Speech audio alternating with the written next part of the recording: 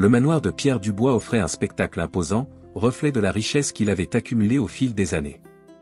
Par une nuit éclairée par des lustres en cristal, amis et famille se sont réunis pour un banquet extravagant. Des rivières de vin coulaient dans des gobelets dorés et des rires résonnaient sur les murs ornés de luxueuses tapisseries. Pierre, l'hôte, était rayonnant. Il avait l'impression d'être au centre du monde, entouré d'admirateurs, comme un roi sur son trône. « Ah, mes amis, voyez comme la vie est généreuse pour moi », s'écria Pierre en levant son verre. « Avec effort et ruse, j'ai réussi tout cela. » Les invités applaudirent et il fut emporté par la vague d'adulation. Cependant, sa voix s'est rapidement élevée, non seulement avec des éloges pour lui-même, mais aussi avec des commentaires désobligeants. Et n'oubliez pas, mes chers, que la vraie richesse ne consiste pas seulement en biens matériels, mais aussi en la capacité de savoir qui est inférieur à nous. Le rire du public s'est transformé en un murmure nerveux, mais Pierre ne pouvait s'en empêcher. Il désigna Amina, la jeune servante qui s'occupait du manoir. « Regardez, notre Amina. Un vrai bijou, même si ce n'est pas la bonne couleur. N'est-il pas vrai qu'elle est la meilleure servante qu'un homme comme moi puisse avoir ?» Le ton moqueur était clair et les mots bouleversèrent Amina, qui était à quelques pas, en train de ranger assiette et verre. Amina, une femme à la peau foncée et aux yeux profonds, s'arrêta un instant. Son cœur se serra face à l'humiliation publique, mais elle garda son sang-froid, évitant de croiser les yeux de son hôte. Les souvenirs de son enfance inondaient son esprit comme un torrent. Les souvenirs de sa famille, les rires partagés et le jour fatidique de leur séparation, marquant le début de sa vie de servante. Elle rêvait d'être un jour libre, digne de respect. La vie lui avait appris à supporter la douleur en silence, mais à chaque insulte, sa détermination grandissait. « Tu es une véritable œuvre d'art, Amina », continua Pierre avec un sourire sarcastique aux lèvres. « Si tu avais un peu plus de couleur, qui sait, tu pourrais être une vraie dame. » Les rires des invités s'intensifièrent, mais le regard d'Amina se durcit. Ce soir-là, alors que les échos de rire et de champagne remplissaient la pièce, elle se fit une promesse, un jour, elle se vengerait. Il ne savait pas comment, mais il était sûr que l'injustice ne pouvait rester impunie. Les invités ont continué à célébrer, inconscients des souffrances qui se déroulaient en silence. Amina retourna à son travail, mais son esprit était loin de ces murs opulents. Elle rêvait d'un avenir où elle n'aurait plus à subir l'arrogance de Pierre Dubois. Tandis qu'il se laissait emporter par la vanité et le pouvoir, elle devenait plus forte à chaque insulte, attisant la flamme de la résilience dans son cœur. La nuit avançait et l'atmosphère était remplie d'euphorie et de mépris. Pierre, toujours au sommet de son ostentation, décida qu'il lui fallait une fin de soirée en beauté. Portons un toast à ceux qui servent. Faites-leur savoir quel privilège c'est d'être sous le même toit que nous. Il leva à nouveau son verre et les invités emboîtèrent le pas, riant toujours de la cruauté implicite dans ses propos. Amina sentit une vague d'indignation parcourir son corps. À ce moment-là, la douleur de l'humiliation s'est transformée en un feu intérieur. Elle n'était pas qu'une servante, c'était une femme qui avait des rêves, et un jour, ces rêves deviendraient réalité. Tandis que la fête continuait, au plus profond d'elle-même, Amina jura qu'elle ne se laisserait pas définir par l'arrogance de Pierre. Elle trouverait un moyen de se relever, et quand elle le ferait, la justice serait son allié. Les années ont passé comme un murmure dans le vent, mais pour Pierre Dubois, le temps n'a pas seulement apporté le changement, cela entraîna également le déclin de son empire. Il regardait par la fenêtre de son manoir, une forteresse d'opulence entourée de jardins luxuriants, et se sentait de plus en plus isolé. Chaque jour qui passait, il semblait que ses biens devenaient une prison dorée. L'écho des rires de ses anciens amis sonnait désormais lointain, comme une mélodie oubliée. L'arrogance qui faisait autrefois de lui le centre de l'attention était désormais un poids qui l'écrasait lentement. « Pierre, il faut que tu écoutes ce que je dis », insiste Henri, son compagnon, d'un ton inquiet. « Nos finances ne sont pas en bonne forme. Ignorer cela ne fera pas disparaître le problème. Nous devons agir avant qu'il ne soit trop tard. » Pierre secoua la tête, s'éloignant des paroles d'Henri comme s'il s'agissait d'insectes agaçants. « Vous exagérez, Henri. Ça a toujours été comme ça. Le succès est une question de temps. Nous ne pouvons pas nous soucier des petits détails. La fortune est en route. Et si cette fortune n'arrive pas? Que vas-tu faire alors? Questionna Henri, la frustration évidente dans sa voix. Il avait été un ami fidèle, mais l'obstination de Pierre commençait à l'épuiser. Cet homme autrefois brillant et audacieux était désormais perdu dans son propre entêtement. Ne soyez pas si pessimiste. La vie est pleine de risques et je suis prêt à prendre des risques. Tu devrais faire pareil, répondit Pierre avec un sourire dédaigneux qui ne se convainquit même pas. Pendant ce temps, Amina, la jeune servante qui avait souffert du regard rabaissant de Pierre, avait tracé une autre voie. Au fil des années, elle a gagné en force et en dignité. Les blessures de son enfance, bien que toujours présentes, ne la définissent pas. Elle a rejoint d'autres fans de la communauté noire, partageant histoire, lutte et réalisation. À chaque rencontre, elle est devenue une voix plus forte, un espoir pour ceux qui se sentaient invisibles. Nous ne pouvons pas oublier d'où nous venons, mes sœurs, dit Amina avec ferveur, sa voix résonnant dans la petite salle où elles se sont rassemblées. Nos racines sont profondes et notre culture est riche. Nous devons nous soutenir et nous éduquer les uns les autres, afin de pouvoir progresser ensemble. Les femmes applaudissaient, inspirées par sa passion. Amina était devenue une leader, une figure de respect. Tandis que Pierre sombrait dans son arrogance, elle se relevait, éclairée par la connaissance et la solidarité. Par une journée particulièrement ensoleillée, Pierre a traversé l'une des rues animées de la ville. Il a vu Amina entourée de femmes qui souriaient et riaient, partageant des moments de joie et de camaraderie. Un pincement au cœur lui traversa le cœur. Il se souvenait de la jeune femme qu'il avait méprisée, de la douleur qu'il lui avait infligée et de l'idée que la même femme qui avait été sa servante était désormais une dirigeante respectée le dérangeait d'une manière qu'il ne pouvait pas comprendre. Au fil du temps, la réalité de Pierre a commencé à s'effondrer. Il reçut la terrible nouvelle qu'Henri l'avait trahi en vendant ses terres à un rival. Le choc fut comme un coup physique. Alors qu'il était assis dans son fauteuil en cuir, la tête dans les mains, il réalisa que son monde s'effondrait. Ce qui était autrefois une certitude était désormais une incertitude. Les coups furieux à sa porte résonnaient comme un avertissement que la misère était à la porte. « Pierre ! Nous devons parler !» cria Henri de l'extérieur, la voix tendue. « Je ne veux plus rien entendre de toi. » répondit Pierre, la colère palpitant dans ses veines. Il se leva, le cœur battant, mais la vérité le consumait. Il était seul, entouré de problèmes financiers qui semblaient insurmontables. Les rires, les fêtes et les banquets avaient disparu, et il se retrouva à contempler le reflet de sa propre vanité. À ce moment, l'image d'Amina apparut dans son esprit, comme une ombre qui ne voulait pas le quitter. L'idée de demander de l'aide à elle, à la femme qu'il avait rabaissée, était insupportable. La honte l'enveloppait comme un lourd manteau.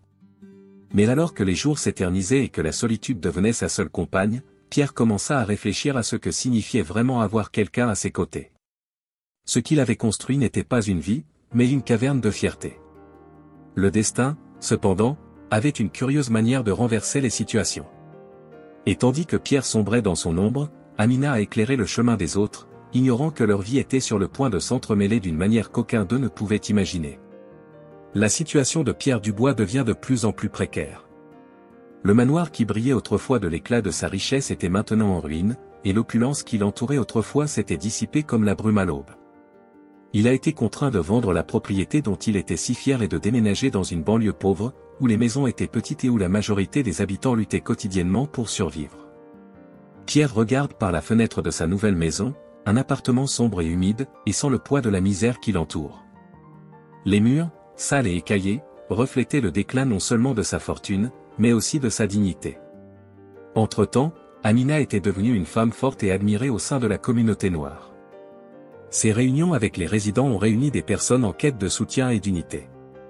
Assise à une petite table en bois, entourée de visages familiers, elle écoutait les récits de vie de ses compagnons, ressentant un lien profond avec chacun d'eux. Dans cet environnement accueillant, elle se sentait libre, et l'idée de vengeance qui la consumait autrefois lui semblait désormais lointaine, comme une ombre qui ne la suivait plus. « Avez-vous vu ce qui est arrivé au marchand ?» demanda une femme plus âgée, la voix pleine de compassion. « On dit qu'il a tout perdu et qu'il vit comme un homme ordinaire. »« J'ai entendu, » répondit Amina, son ton neutre cachant un tourbillon de sentiments.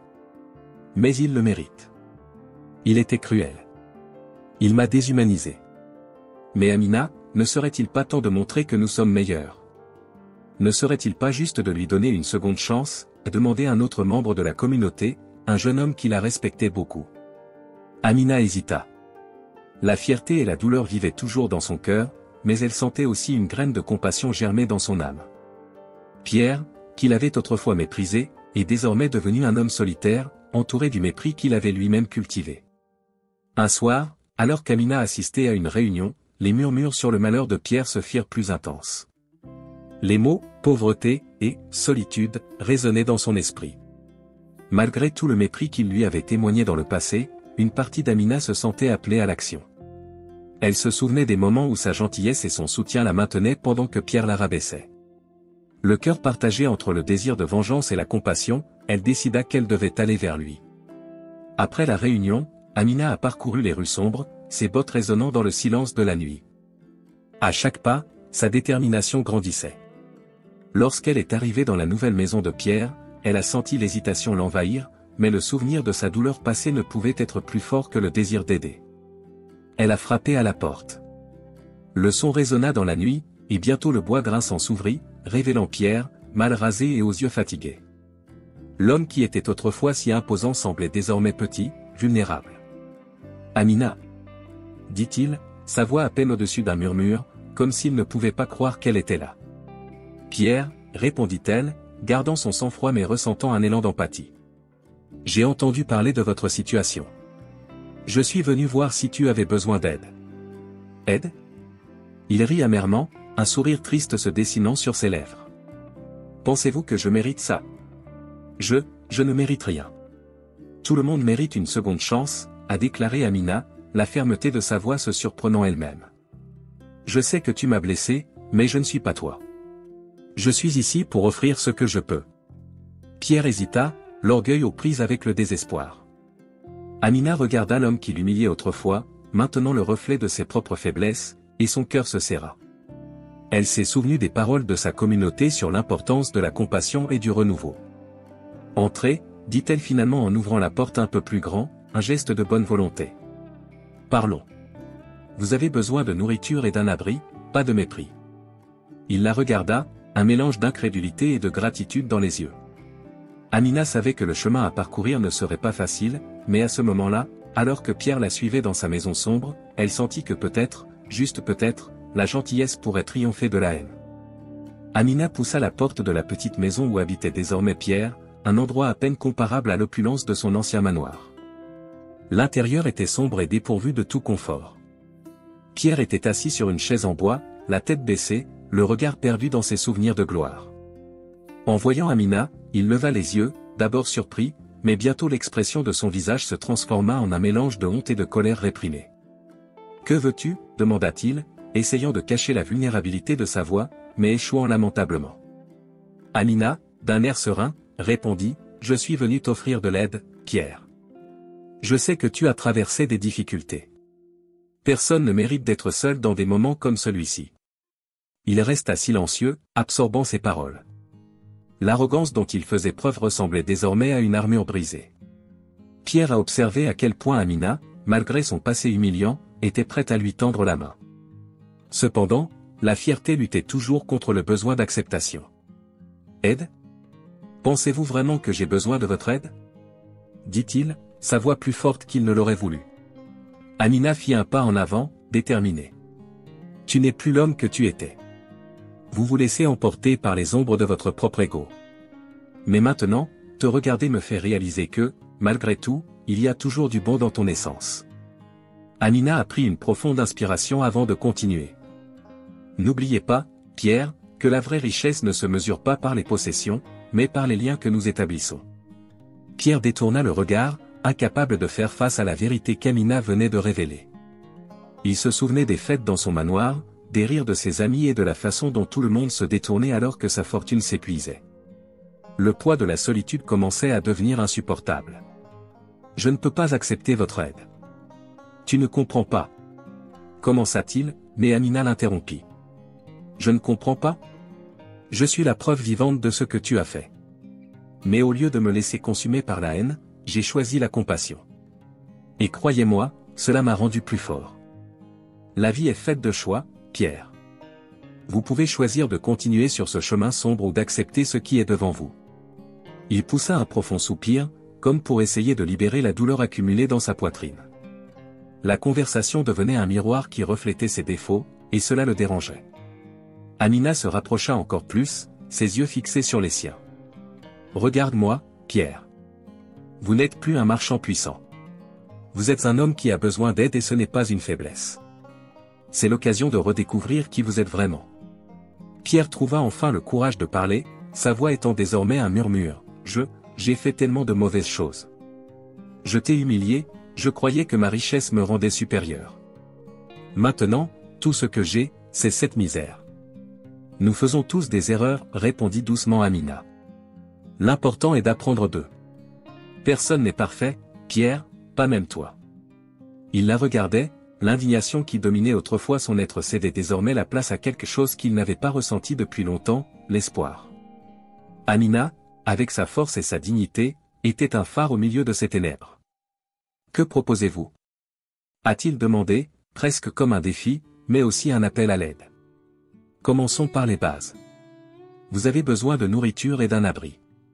Je suis prêt à vous aider à trouver un logement temporaire. Ensuite, nous pourrons explorer comment vous pouvez recommencer au lieu de sombrer dans cet abîme. Pierre hésita, mais l'envie de changement commençait à germer dans son cœur. Il savait qu'Amina n'était pas qu'une servante, c'était une femme forte et digne. Une femme qui, malgré tout, était prête à lui pardonner. Très bien, Amina. J'accepte votre aide. Dit-il finalement, d'un ton plus calme, presque résigné. Alors commençons. Vous n'êtes pas obligé de le faire seul. Amina sourit, sentant une petite flamme d'espoir s'allumer entre elles. La conversation s'est poursuivie, Amina guidant Pierre dans un voyage de redécouverte. Elle l'a aidé à trouver de la nourriture et un abri temporaire alors que sa vulnérabilité devenait de plus en plus évidente. À chaque instant, Amina le confrontait non seulement à ses actions passées, mais aussi à la possibilité d'un avenir différent. C'est ainsi que, dans la douce lumière du matin qui filtrait à travers les vitres brisées, Pierre commença à comprendre que la rédemption était peut-être possible. Le voyage était loin d'être terminé, mais le premier pas avait été franchi. Il était sur le point de faire face aux conséquences de ses actes et, avec Amina à ses côtés, le chemin du rétablissement commençait à se dérouler, plein de défis, mais aussi d'opportunités. Pierre Dubois observait la communauté avec un regard mêlé d'espoir et de crainte. Le soleil commençait à se coucher, rendant le ciel orange et violet, alors qu'il approchait du petit centre communautaire où Amina dirigeait les réunions. Depuis qu'elle l'avait aidé, il s'efforçait de se racheter, mais la méfiance des membres de la communauté planait toujours comme un gros nuage. « Tu penses vraiment qu'ils t'accepteront, Pierre ?» demanda Amina, d'une voix calme mais avec une pointe d'inquiétude. Elle le regarda ajuster sa cravate, un geste qui lui paraissait encore étrange. « Je dois essayer, Amina. Je me suis promis de changer. Je ne peux pas laisser mon passé me définir. » La sincérité dans sa voix était palpable, mais l'incrédulité sur les visages des autres le dérangeait toujours. En entrant dans le centre, Pierre sentit les yeux fixés sur lui. Certains étaient par curiosité, d'autres par hostilité. Il inspira profondément et, avec un sourire hésitant, se dirigea vers un groupe d'hommes qui discutaient avec animation. « Bonsoir, messieurs. Je m'appelle Pierre. Je suis là pour vous proposer de vous aider avec tout ce dont vous avez besoin. » Sa voix était plus forte qu'il ne l'aurait voulu, et il réalisa que ses paroles furent accueillies par un lourd silence. « Aide ?» L'un des hommes, un membre fort et respecté de la communauté nommé Malik, a croisé les bras. « Pensez-vous que vous pouvez simplement vous présenter et proposer votre aide après tout ce que vous avez fait ? » « Je comprends pourquoi tu ressens cela, » répondit Pierre, sa confiance vacillante. « Mais je veux vraiment apprendre et contribuer. Amina a été une grande inspiration pour moi et je veux être meilleur. » Amina, qui était un peu en retrait, éprouvait un mélange de compassion et d'inquiétude.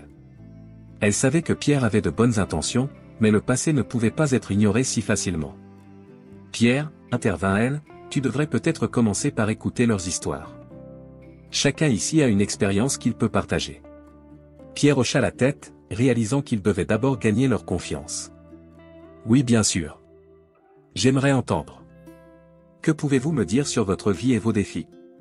Ces mots étaient comme une invitation, mais il remarqua que beaucoup hésitaient encore. Au fil du temps, certaines voix ont commencé à s'élever. Une femme âgée nommée Yara a commencé à parler de la lutte de sa famille pour trouver une place dans la communauté. « Nous nous battons toujours pour être vus et entendus. Toi, Pierre, tu as toujours été du côté opposé. Je sais que je ne peux pas changer ce que j'ai fait, mais je peux écouter et apprendre. Cette communauté mérite le respect, » a déclaré Pierre, sa sincérité commençant à faire tomber certaines barrières. Les gens ont commencé à réaliser qu'il n'était plus l'homme arrogant qu'ils connaissaient. La conversation était fluide et il se sentait de plus en plus à l'aise. Amina regardait avec un sourire aux lèvres, fiers des progrès que faisait Pierre. Cependant, l'atmosphère tendue n'a pas complètement disparu. Certains le considéraient encore avec méfiance, et Pierre le ressentait. Plus tard dans la soirée, alors que la réunion se dispersait, Pierre et Amina se sont retrouvés dans le jardin du centre. « Tu as bien fait d'aujourd'hui », commenta Amina, avec une lueur d'approbation dans les yeux.